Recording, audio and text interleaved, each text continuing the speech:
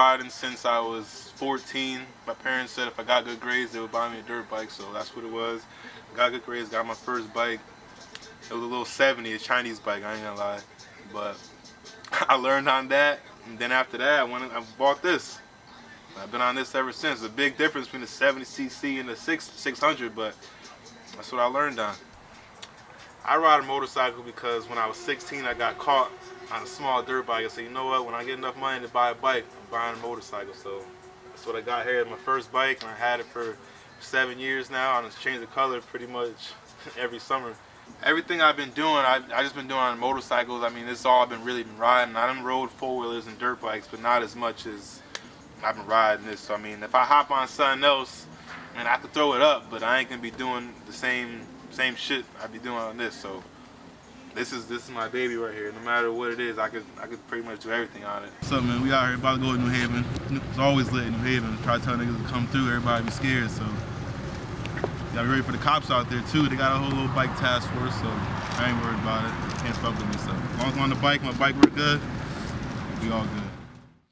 The difference between Bridgeport bike life and New Haven bike life, I feel there's a lot of niggas that ride out here, but I mean, New Haven is just like times 10, you know what I'm saying? They got more dirt bikes, you got more four-wheelers, you got more guys on street bikes, got all the Harley dudes out there. Bridgeport is, you know, a couple dirt bikes, a couple four-wheeler dudes, a couple guys on motorcycles, but I mean, I feel like guys in New Haven are a lot more talented, I mean as far as motorcycle-wise.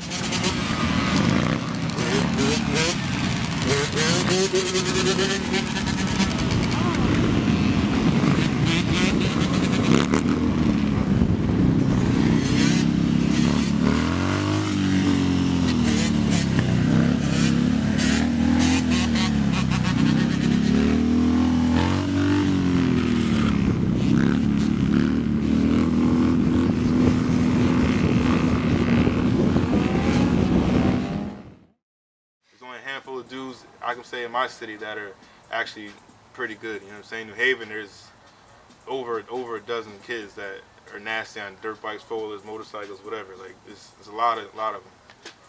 A lot of dudes that are famous on Instagram because of what they do, you know what I'm saying? I feel like I'm the only one in my city that actually has a lot of followers because of the whole bike life thing, you know? New Haven, you see all the bikes out here. I love my city, but Bridgeport be dead, man. Look at all the bikes out here in New Haven. Dirt bikes, four-wheelers, scooters, Harleys, motorcycles, three-wheelers, you name it, they got it out here. I done fell a lot. I continue to ride because it's something that I'm passionate about. I've been doing it since I was 14, and I always look at other people's videos like, man, I wish I could do that, or I think I can do that, so I try to up my skills a little more and try different things, you know. I feel like I've been killing the foot brake for 6-7 years now. I feel like, you know, it's time for me to get a handbrake, maybe open up my skills a little more, broaden my horizon a little bit. But watching the Raise It Up videos from all the dudes in Baltimore really inspired me, and that's why everybody said I really like I'm riding a dirt bike or something, because that's what inspired me to ride. All the no hands and touching the ground with one hand and swerving and all 12 o'clock and all that. That's what I want to do. I mean, like I said, I never had a big dirt bike, but this is my big dirt bike for me, you know. The 600, but you know, I try to ride like it's 85 or 125 or something. Anybody that's just coming in and you're just getting started with the whole bike life thing, I would say get used to your bike first before you try to go out there and be like us and other stunners, you know, trying to wheelie and do endos and burnouts. Get used to your bike, you know what I'm saying? Know how to turn and handle the bike first before you start acting up, because if you can handle that bike and something happen, you hit a pothole or whatever the case is and you go down, you're gonna feel it. The pavement ain't nice, so I would try to take it easy at first. You know, a lot of guys go to the parking lot, and I mean, I'm not a parking lot dude, everybody know that. I stay in the street, but that's why I learned that in the streets. But take it to a parking lot, you ain't gotta worry about no cars, no parked cars, ain't worry about no cops. I mean, if that's what you wanna do, you could do that to be on the safe side. Like I said, I watched a lot of videos to learn how people maneuver their bikes, which was dirt bikes and stuff. A couple of motorcycle dudes, how they clip their foot under the peg and whatnot, but there's a couple guys around my town that were doing wheelies and stuff, and I listened to a couple of things they said, but for the most part, I feel like I rode by myself because I always worked second shift in my job, so I was always out in the morning by myself, just practicing on side streets, practicing, until one day I finally scraped, and And it was it from there. So once I learned that balance point, learned where the scrape was at, I was like, yep, this is it. So ever since then, I just been doing my thing, taking a hand off, taking 2 hands off, doing long scrapes. I'm trying to do circles there. I keep saying I'm gonna learn how to do circles, but I don't ever really practice it too much, honestly. But I'm gonna get that down pat, and I feel like that's it for me.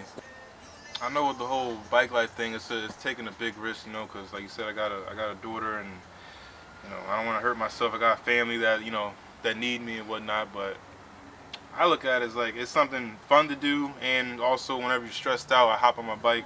If I'm upset about something, I hop on my bike. I go around the block and do a couple wheelies. I'll come back and I feel a little better. But I mean, I've broke a hip, I broke my leg, broke my shoulder blade. I mean, I done hurt myself quite a few times, but at the end of the day, it's still something that I like to do, and I feel like it's an escape from all the drama and bullshit that goes on in the world. So as far as drinking and riding, I don't condone that. I mean, because for myself, I done had a few drinks and hopped on the bike, and I don't know, you start opening up. I mean, some people like that, you know, you start opening up, and I start trying shit that I don't need to be trying, you know what I'm saying? Taking feet off that you don't need to be taking off, and hands.